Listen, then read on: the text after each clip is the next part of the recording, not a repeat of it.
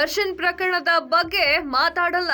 ನಾನು ಕೇಂದ್ರ ಸಚಿವನಾಗಿ ದರ್ಶನ್ ಕೇಸ್ ಬಗ್ಗೆ ಚರ್ಚೆಯನ್ನ ಮಾಡುವುದು ಸರಿಯಲ್ಲ.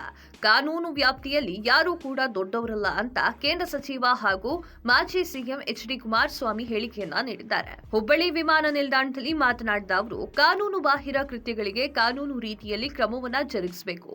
ಕಾನೂನು ತನ್ನ ಕೆಲಸವನ್ನ ಮಾಡಲಿದೆ ಅಂತ ಹೇಳಿದ್ದಾರೆ.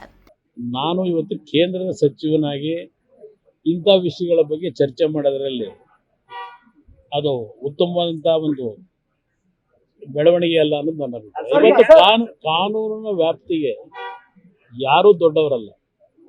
ಕಾನೂನನ್ನ ಧಿಕ್ಕರಿಸಿದಾಗ ಅವ್ರು ಎಂಥ ವ್ಯಕ್ತಿಗಳೇ ಇರಲಿ, ಈ ದೇಶದ ನೆಲದ ಒಂದು ಕಾನೂನು ವ್ಯವಸ್ಥೆಯಲ್ಲಿ ಇವತ್ತು ತಲೆಬಾಗಲೇಬೇಕಾಗ್ತದೆ. ಕಾನೂನಿನ ತಪ್ಪುಗಳು ಮಾಡಿದ್ದಾಗ ತನಿಖೆಯಲ್ಲಿ ಸತ್ಯಾಂಶಗಳು ಹೊರಗೆ ಬಂದಾಗ ಈಗ ಇವತ್ತಿನ ಕಾನೂನಿರ್ತಕ್ಕಂಥ ಒಂದು ತೀರ್ಮಾನಗಳಾಗ್ತವೆ. ಸರ್ಕಾರ ನಂಬಿಕೆ ಇಟ್ಟು 2 ಪ್ರಮುಖ ಖಾತೆಯನ್ನ ಕೊಟ್ಟಿದೆ. ನಾನು ಕೇಂದ್ರದಲ್ಲಿ ಮೊದಲ ಬಾರಿಗೆ ಸಚಿವನಾಗಿದ್ದೇನೆ.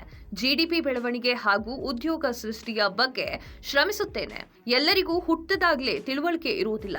ಖಾತೆಯ ಬಗ್ಗೆ ಹಾಗೂ ಜವಾಬ್ದಾರಿ ನಿರ್ವಹಣೆಯ ಬಗ್ಗೆ ಮತ್ತಷ್ಟು ತಿಳಿದುಕೊಂಡು ನಿಮ್ಮ ಮುಂದೆ ಬರುತ್ತೇನೆ ಅಂತ ಹೇಳಿದ್ದಾರೆ. ಪೆಟ್ರೋಲ್ ಮತ್ತು ಡೀಸೆಲ್ ದರ ಏರಿಕೆ ವಿಚಾರವಾಗಿ ಸರ್ಕಾರದ ಪರಿಸ್ಥಿತಿ ಹೇಗಿದೆ ಅಂತ ಗೊತ್ತಾಗ್ತಾ ಇದೆ. ಜನರಿಂದ ದುಡ್ಡನ್ನ ಕಿತ್ಕೊಂಡು ಮತ್ತೆ ಜನರಿಗೆ ನೀಡೋದು ಯಾವ ಲೆಕ್ಕ ಅಂತ ಕಿಡಿಕಾರಿದ್ದಾರೆ.